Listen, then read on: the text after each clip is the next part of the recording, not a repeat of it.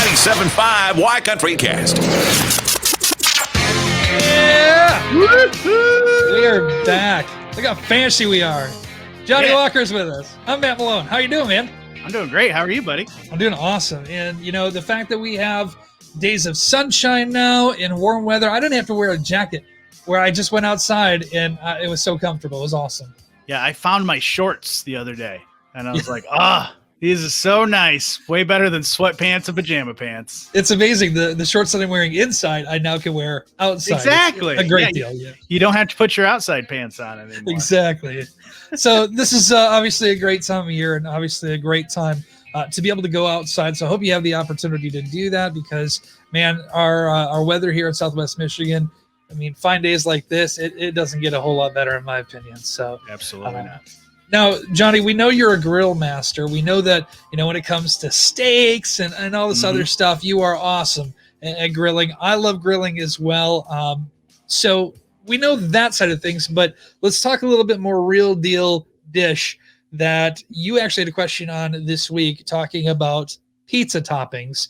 And I want to ask you about that first. So you top pizza toppings or top pizza combination if you were to choose? You know, I'm a classic. So I love, especially if I go and order a pizza from somewhere, I either get a cheese pizza or a pepperoni because I feel like those are two of the good tests for a quality tasting pizza. But my usual go-to is like sausage and mushroom. So if I'm doing a double topping, that's about as far as I go. I don't go weird. Like I've never done anchovies on a pizza before. I've had anchovies in a salad. That's the main thing of a Caesar salad, if you didn't know that, but, I don't ever put that on my pizza. Also, pineapple on pizza, not allowed. Yeah, this is going to be where we're going to disagree here. And I know that you and Jocelyn both are not fans of You that. actually like pineapple on pizza? Here's the thing. Okay, so when I was younger, I had that same mentality where it's just like, oh, it's gross. It doesn't belong on there. Warm pineapple, gross. Which then I had like pineapple upside down cake. And I'm like, okay, that's actually pretty good. Sure. And then my brother-in-law, John, he actually, when we go out to this restaurant in Eau Claire, Wisconsin, called Pizza Del Rey, it's the greatest place on earth. It's fantastic. I've been there. Awesome. He always would go and request them to put on the buffet the pineapple and ham pizza or Canadian bacon and that kind of stuff. And I'm like, okay, you know, he's doing it. I'm going to try it just because I had this issue with avocados where all through my life I thought avocados are gross. And then I had it as an adult and it was actually really great. So I said, all right, I'm going to jump in and try it. And I think it's fantastic. I really do. Do you do avocado toast? I just actually had avocado toast for breakfast this morning. Ooh, only because of the fact, I know it was, but I've been doing like eggs on a bagel with cream cheese on there. And we've had some of these bagels for 2 weeks and they're not so good anymore. So I'm like, well, I already got the eggs in the pan. So I went and made some toast and threw them on there. So yeah, normally it's not my first go-to, but it is good. I do like it. Now, this has been about a year or so that we've been hanging out at home a lot more than we thought we would this time last year with this pandemic going on. I mean, pizza has been a go-to for a lot of people. Actually, a survey I was looking at said about 90% of people say that is their go-to pandemic food. And I think it's great. I mean, obviously you go pick up a pizza, you order it, have it delivered, or you make your own homemade pizzas, an easy thing to do. I think you guys made homemade pizza the other night, didn't you? We actually did. Yeah. And it was really, really good. So Gina's friend made some extra pizza dough and had brought that over to us and we put it together. And I can't say that I made it. I really didn't. Gina really did majority of it. Zayden did a little bit of it as well too. And I got the benefit of being able to eat it. So we did, and we made it fancy. There was no meat on there, which was very surprising to me. But it was still really good. You know, I'm not a hater on really any kind of pizza. Sure. I'll pretty much eat it all. Would you be able to eat pizza every day? Yeah. Breakfast pizza from Quick Trip. Yep. We've got I could do a Totino's pizza, the pepperoni, and then do that for lunch. And then for supper, I could alternate different pizza places. And that's a great thing about, our area. And really, I want to say almost like any almost, I don't want to say mid-sized to bigger level size city, is there's so many different varieties of pizza places. You've got obviously the chains, and you've got the small business, and it's good to support both because it all incorporates employees that live here in our community, right?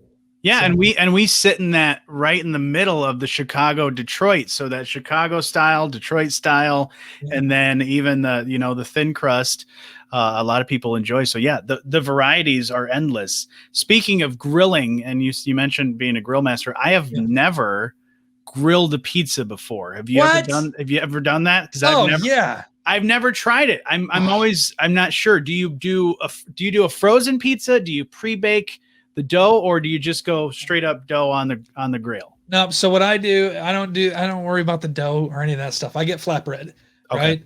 And you take the flatbread, you put it on the grill for, maybe 2 or 3 minutes on each side. Then you take it off, you put it back in the house, and then you put what I did at least was barbecue sauce on it, and then I put some shredded chicken on there, sprinkled some bacon bits on there, or real bacon if you have those available, and then you go ahead and put some more cheese, put the cheese on top of it, and then you drizzle a little bit of ranch on the top. You put it back in the oven for a minute or 2 minutes on the upper rack so it doesn't burn the crust, and then you let the cheese melt. You bring it back in, top it with some chopped green onions, and mamma mia, it's a delicious pizza.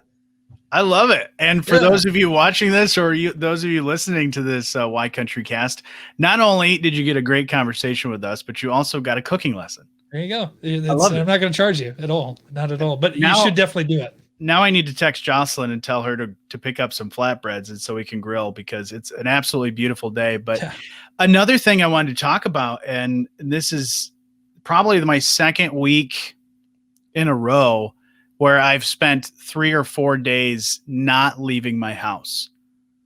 Okay. So how's that been going for you?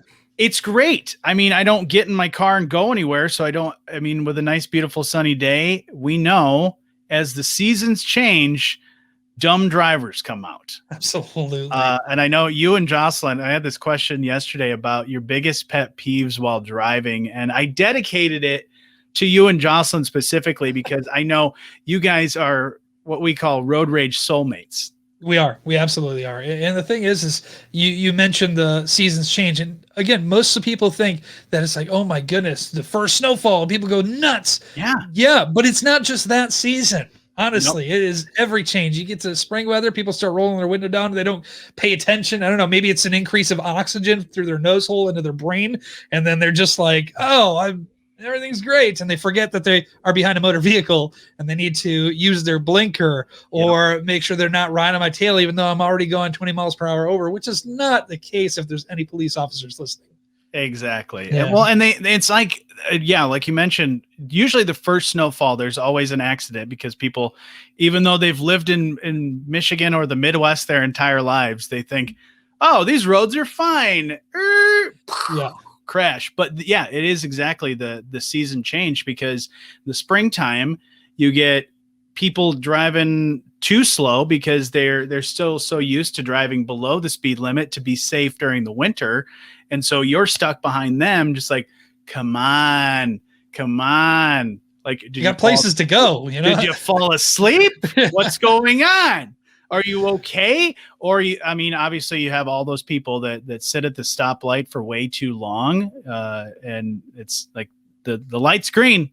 Come on. What color shade of green you looking for? When you can actually get out of your vehicle, walk to their window, tap on it and say the light's green and get back into your car, you're at the stoplight too long. Okay. Yeah. Figure it out. It's like the fire drill. You all get out, go around the circle around the car a couple times, and then get out. Come on. It's a fire drill. It's a fire drill.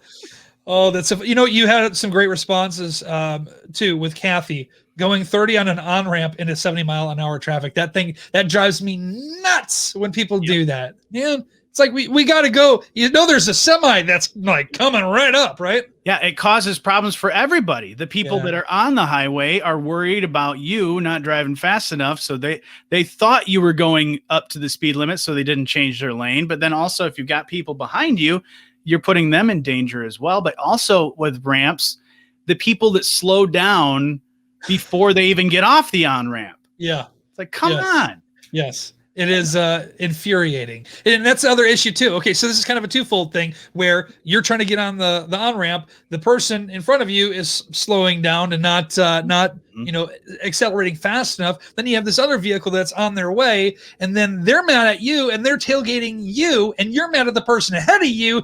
Oh my gosh, hold on. 1, 2. I was going to say, I think we need to have a Matt Okay. Malone blood pressure check right here on the side of the video. Yeah. Oh man, it is infuriating. It is sometimes, man. But that is why I don't go anywhere if I don't have to. Have you ever talked your way out of a speeding ticket? Have you ever gotten a speeding ticket? Oh, I've gotten a lot of speeding tickets. Yeah. I've gotten so many that I had to actually take defensive driving classes. Oh, really? Yeah. I had to in order to get because I got points on my license because I had like 2 or 3 within a year or 2. And they were like, oh man, we're gonna have to send you to class so I wouldn't have points on my license because I didn't want that because that's no good for anything. No. But then I had to go through those defensive driving classes. Also, the great part about it was online. So I was able to have a little cheat sheet next to me. So every chapter I copied. So that's so great. It's funny. Defensive driving. I love that they call it defensive driving because, like, in my opinion, you know what it is. It's like you're just, trying to prevent other accidents. You have to take your own role. But in my opinion, it's just like, if somebody honks your horn at you, be like, it wasn't my fault. It was the guy in front of me. You just get super defensive about people judging you. Yeah. It's more like they should be teaching offensive driving. Right. Exactly. Like, how are you going to handle a situation? You're not just going to let somebody hit you, right? Duh.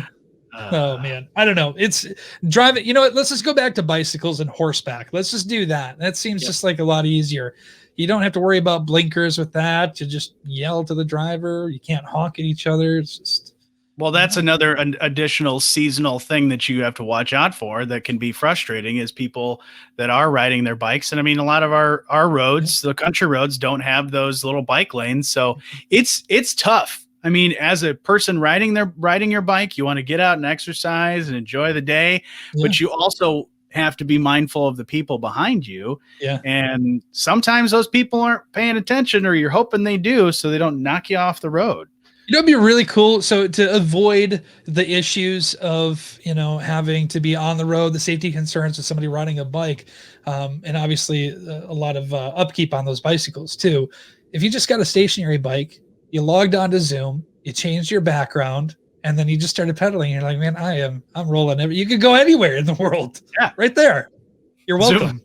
Zoom call with one of your friends and just say, can you just put your phone, can you flip the camera and just put it on the dash for me? I got a 20-minute workout I'm trying to get in here. But that way too, you could actually see yourself riding that way too. And I think it's a great idea. You can use your friend as a motivational coach. I could be a motivational coach for you, Jonny, because you're much better at riding a bicycle than I am. You're a much faster pedaler. We've learned this. It's the short legs. Yeah. It's slow. It's less, what do you call that? Not repetitions, but you know what I'm saying. Inertia, no. Resistance. No, not cycles. It's I don't know. It doesn't. We'll think of it. Anybody that watches this video or listens to it, if you want to send us a comment. Revolutions. I got it. Revolutions. There you go. Revolutions. Man, look at this. We're getting science lessons. We're getting driving lessons, cooking lessons.